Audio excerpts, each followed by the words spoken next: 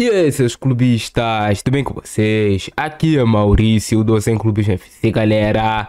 E no vídeo de hoje eu vou te contar o porquê Rossi e Galdames ainda não estão fora do Vasco. Por que esses jogadores continuam no elenco do Vasco, continuam inchando a folha salarial do clube. Você vai saber o porquê no vídeo de hoje. Também vamos comentar sobre Luan Pérez e como está a situação do Vasco no mercado de transferências no momento atual.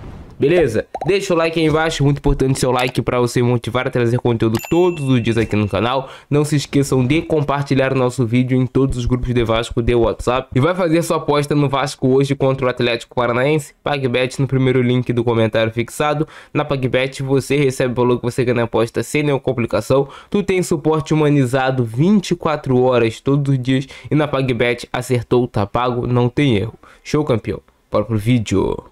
Alguns jogadores são de consenso para toda a torcida do Vasco que não tem mais espaço no elenco, que não tem condições de continuar no Vasco por dois motivos. O primeiro motivo é o desempenho que esses jogadores vêm tendo dentro de campo desde o início da temporada. E o segundo motivo é o fato deles ocuparem uma grande parte da folha salarial do Vasco, inchando a folha salarial do clube e dificultando o Vasco de fazer novas contratações. O Vasco já tem uma das maiores folhas salariais do futebol brasileiro atualmente, e a gente tem que se lembrar que agora o Vasco está sem investidor. O Vasco é a SAF, mas não tem ninguém ali injetando dinheiro, não tem ninguém colocando dinheiro. O Vasco está procurando, negociando com novos compradores para assumir com a parte financeira do clube. Então o Vasco tem alguns jogadores no seu elenco que precisam sair. Entre esses atletas podemos citar o Rossi e o Galdames. São jogadores pouquíssimos utilizados. Desde quando Rafael Paiva assumiu o comando técnico do Vasco, o Rossi é um dos jogadores que menos entrou em campo.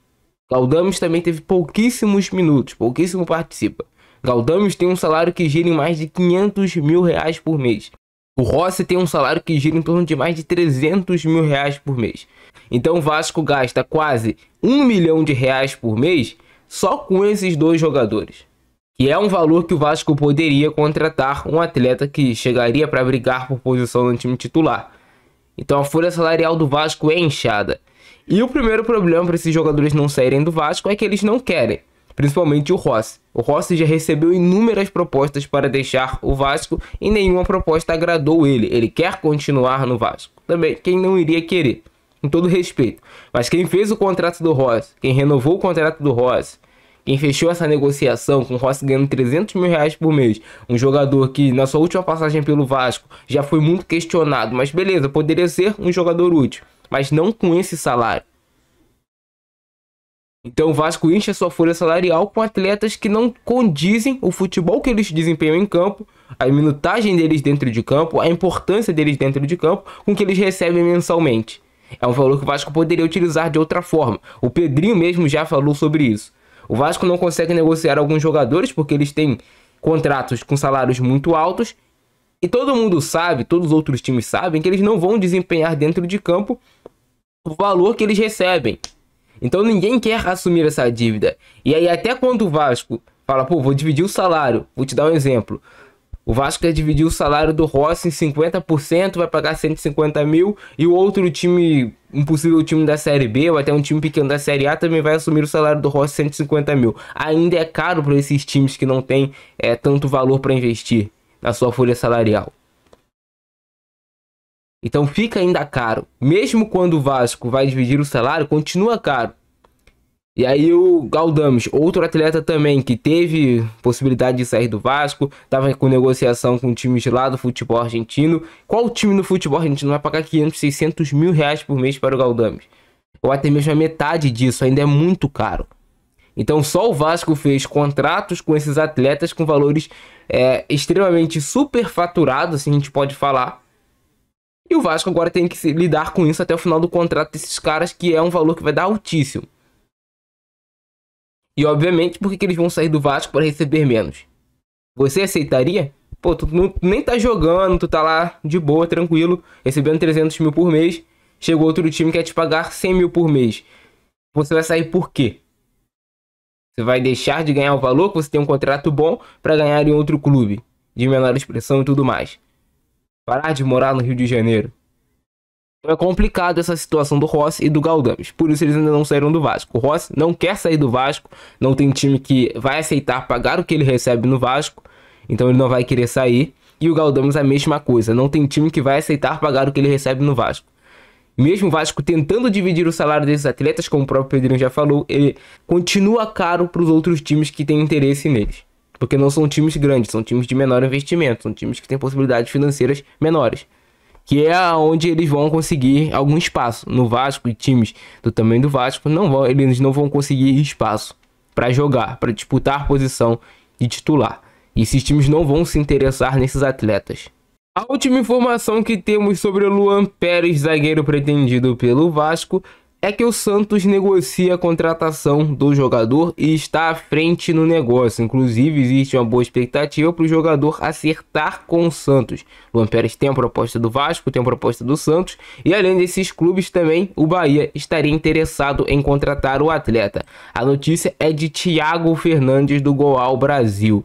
O Santos tenta a contratação de Luan Pérez atualmente no Fenerbahçe da Turquia. Outros dois clubes fizeram contato com o staff do jogador. Bahia e Vasco fizeram uma consulta pelo atleta no mercado da bola, como soube a Goal. Uma fonte ligada às tratativas revelou à reportagem que as negociações para o defensor retornar à Vila Belmiro estão mais próximas de um desfecho. Contudo, há interesse de Bahia e Vasco em contratá-lo. Na atual janela de transferências, os valores ainda são mantidos sob sigilo, mas todos têm interesse em contratar o jogador em definitivo. O atleta, inclusive, está disposto a voltar ao futebol brasileiro até o fim do atual mercado da bola, em 2 de setembro. Então a notícia do jornalista Thiago Fernandes é que o Santos está à frente nas negociações. Devemos esperar notícias nas próximas horas.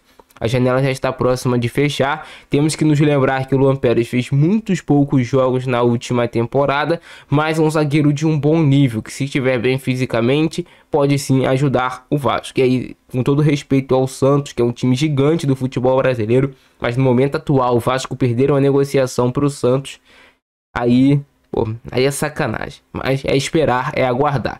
A gente não pode só se basear nas notícias que saem de momento, porque o que importa é o desfecho final, com quem o jogador irá assinar o contrato. Hoje, 9 horas da noite, teremos Vasco versus Atlético Paranaense. Um jogo que pode colocar o Vasco em 8º lugar da competição. Lembrando que o Vasco ainda tem um jogo a menos para ser realizado contra o Cuiabá. Então o Vasco, se vencer hoje o Atlético Paranaense e vencer o jogo que falta também contra o Cuiabá, esse jogo a menos atrasado que tem o Vasco realmente pode se colocar nessa briga por uma vaga no G6 do Campeonato Brasileiro e de vez chutar qualquer possibilidade de lutar contra o rebaixamento. Tudo está nas mãos do Vasco, dentro de casa, 9 horas, contra o Atlético Paranaense, que não vai contar com o Fernandinho, o Vasco tendo retornos importantes do Pablo Verratti, o Lucas Piton vai jogar, a zaga não terá o Léo Pelé, será Maicon e João Vitor, então tem tudo, o cenário está todo pronto para o Vasco conseguir hoje uma boa vitória e realmente se estabilizar na parte de cima da tabela do Campeonato Brasileiro. Tudo está nas mãos dos nossos jogadores, dos nossos atletas. Beleza? Comenta aí embaixo seu palpite para Vasco Atlético Paranaense. Eu colocaria um 2-1 Vascão no jogo de hoje. Show? Esse é o nosso vídeo de hoje. Abraço do Francesco. É nóis e fui!